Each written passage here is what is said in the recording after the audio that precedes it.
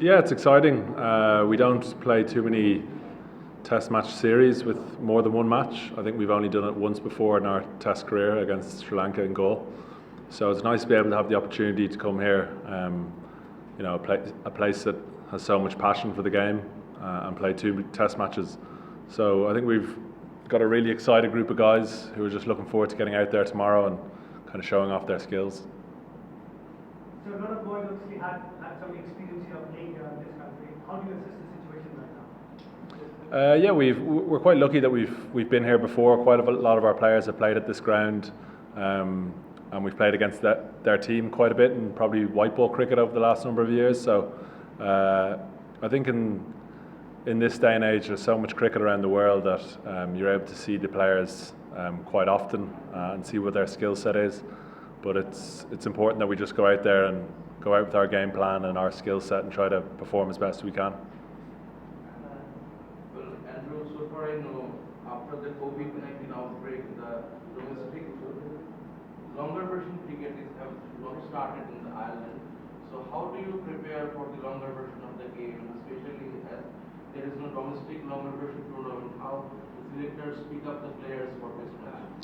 Yeah, it's something that's been spoken about a lot, is that we don't have that first class structure in place, but I think what we do have is a real competitive group of players who play a lot of 50 over cricket. So I think a lot of our selection is based around the players who do well in that 50 over game. I think you can see quite a lot of a players' traits and good traits in 50 over cricket. So we've managed to find a way.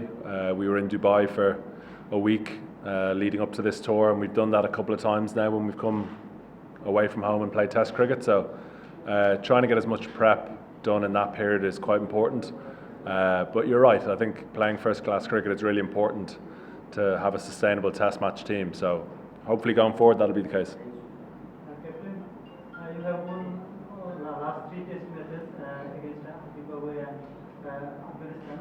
How are you looking forward to this series? How much challenge do you see in this series? Especially teams like Bangladesh who is playing well in the red. Yeah, and Bangladesh are obviously playing in the World Test Championship, so they have a lot of test cricket against quality opposition. A lot of our test cricket is against Afghanistan, Zimbabwe teams who aren't in the Test Championship. So to kind of put ourselves against teams of this quality is important for our growth and to see where we're at. I think when we were last here for a test match, I think we had 6 or 7 guys on debut.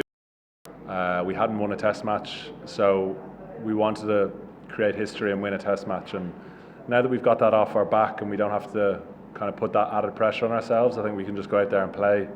Of course you want to win, but maybe not as worried about the result as maybe we would have had been before. So I think the guys are just an excitement in the group now. We know what it takes to win test matches, and you've got to be good for long periods of time. So I think we're going to have to be even more disciplined out here. It's a bit hotter than we're used to, so that'll be a factor, but I think the guys are pretty confident when it comes to test cricket at the moment. Especially Mirpur and Chattogram are very strong team. In this condition, in Sylhet, it's a very good wicket for playing test cricket. Bangladesh lost 3 out of 4.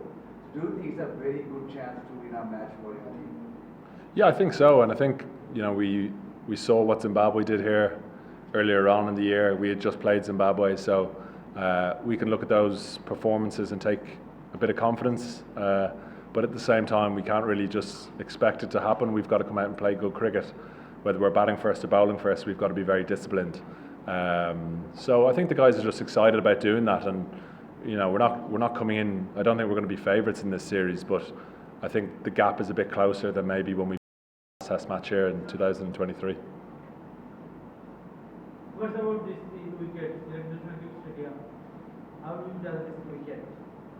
Yeah, I think I never try to get too caught up with the wicket in the days leading up to it.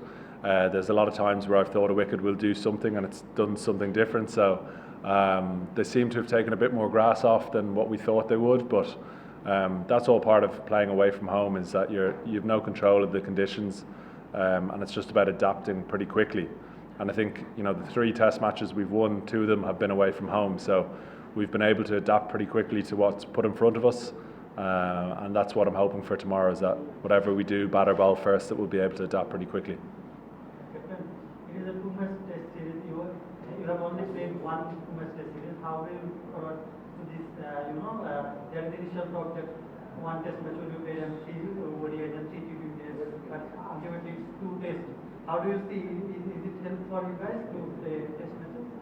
Yeah, I think so. I think, obviously one day internationals will be good as well, because there is a World Cup around the corner that we're desperate to qualify. But I think as a test nation, we've got a duty to play as much test cricket as we can. So if 2 test matches get offered to us, I think we have to take them.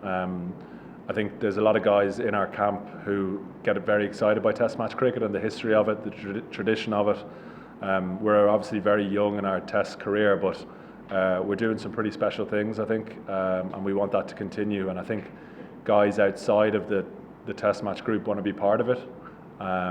Ultimately, we want to play more cricket, like in T20, 50 over and test match. But I think 2 test matches is great for us, and hopefully by the end of it, we'll have seen a big development.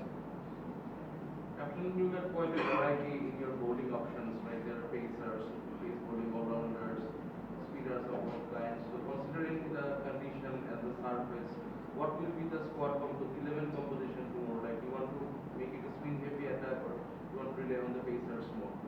Yeah, it's interesting. I think obviously going to Dhaka, we've probably got preconceived ideas of what the wicket will play like, having seen what happened in the ODI series against West Indies. It obviously looks pretty dry there, but yeah, I think we've had success in the past with kind of 3 frontline spinners. So we've selected 12 for tomorrow. We'll probably get here in the morning and see what we see in the wicket, and if we need to alter that. But I think the 3 seamers and 2 spinners suits us as a team. But we do have options on the bench that we can maybe bring in if required. Paul Sterling played BPL last year in Sylhet, and some of your players played county cricket. How do you think how they will help, how their experience will help you in this series? Yeah, I think county cricket is something that I was very fortunate to play as well, and I did a lot of my learning at county cricket. Paul's another one, Barry McCarthy. So we're quite lucky that we got to have access to that when we were younger. In terms of the experience here, I think Harry Tector played for Sylhet, I think, as well.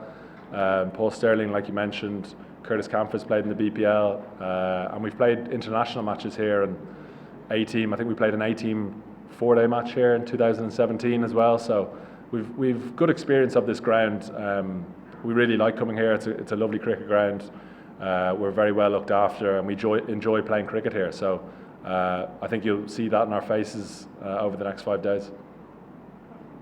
Last one. So 5 debutants in the team. What would the priority be right now? Giving exposure, owning the talent, or giving exposure to the mental talent? Yeah, it's a fine balance. I think when you don't play maybe as much as we want to, it's important that you have that balance of course wanting to win and sticking to your players, but also you need to kind of slowly blood players in and make sure that they get that exposure and experience at this top level and see what it takes to compete at this top level. It's not easy to kind of come in and make a statement from your first game. So we're aware that we need to give players a run of fixtures. We saw a lot of debutants in ODI cricket at the start of the year in Ireland against the West Indies, in T20 cricket as well. So there is that work going on in the background, but ultimately when you play, you want to win and you want to make sure that you have the best 11 on the pitch.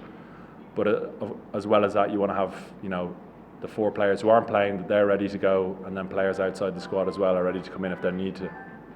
All right, thanks very much, everyone. Thank you.